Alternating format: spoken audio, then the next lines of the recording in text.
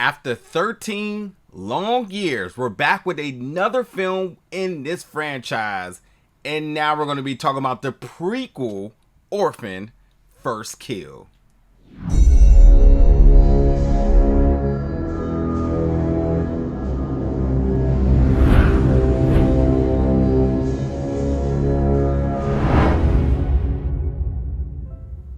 What's up, folks, and welcome back to the channel today for another review. And today we're going to be reviewing the film Orphan First Kill, which is coming to Paramount Plus August 19th. Now, this is the prequel of the original film Orphan, which came out in 2009. I cannot believe it's been that long. But now that we're here, so is Isabelle Fuhrman, who has just been completely fantastic through this gap between the two films here. If you have not kept eyes on her career, please do so. The Novice is amazing, and so is a couple of other projects, but The Novice is easily one of her best projects that she's been in the last couple of years at that. But yeah, it's been 13 years and she's been putting in work. But seeing her come back, and it really hasn't aged at all, you know, which is funny because you kind of need that for that to happen. So like, little did they know they had got the perfect person to be casted as their Esther way back when, to come back now, and it hasn't lost a beat. And if anything, she's gotten better in her performance. And actually, we can talk about that right now. Between Esther playing this like innocent young girl and then this sinister killer, the on and off switch between Isabelle's performance is just exactly what it should be, because she's just that good. It's spectacular, and it really keeps you guessing in this film. But in this film, because as I said, it is the prequel from the 2009 film, Esther she's impersonating a missing daughter of this wealthy family in America. She just escaped the psychiatric institution, and now she's on her way to America, and she's gonna do what she does best, and you know what that is, you know, kill some people and whatnot. So, you know, with that, you know, she has her mission, but there's a twist that she does not see coming, and it does get crazy. You can almost say that the theme of this film is sort of like, let me see. There's a couple of different things with this film, I will say. One is definitely fatal attraction. Like, there's definitely a huge element of this film that is fatal attraction. And then the other one, I think, I don't know, maybe Deadly Women, if you watch that on the ID channel. Like, you know, you expect the unexpected in this film. There's a lot of different twists that happens, and with the unpredictability, it keeps you at the edge of your seat. I love the cinematography of this film. I don't know if this film was shot in high frames, but like the smooth transitions throughout this film is super noticeable, and I really liked it. And I did not watch this on like a big screen. I watched it on my laptop, which I have like, you know, probably what, 24 frames per second on that or whatnot, instead of my TV, which obviously has a higher refresh rate. But it transitioned and it flowed so beautifully. And it really did help a lot of the horror elements of this film. The atmospheric horror, especially in the beginning, was fantastic.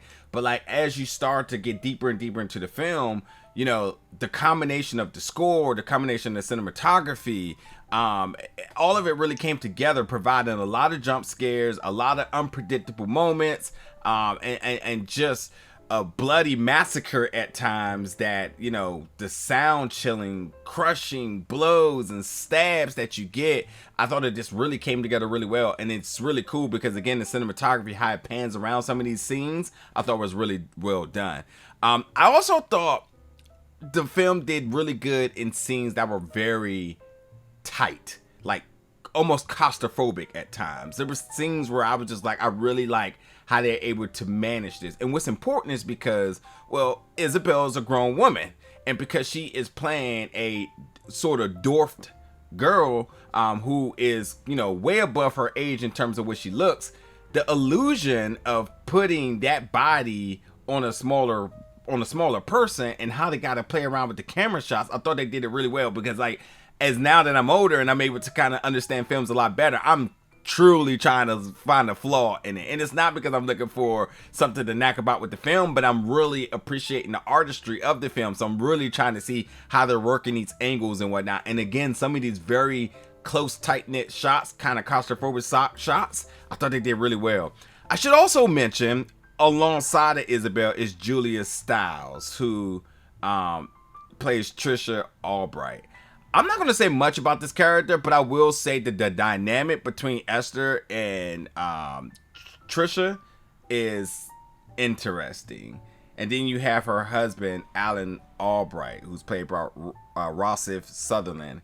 You know, it's going to be a very interesting trio amongst the two married couple and their assumed to be daughter, who comes in, who's not their daughter, who shakes things up. They also have a son who brings this other really wild card, sporadic personality as well. So like a lot is going on in this household, so Esther being investigated as well, because a lot of people tend to think that she is totally out of her mind and she is not who they think she is to be. And with her escape now into America, everybody attention is on her and want to know, well, where has her missing daughter been?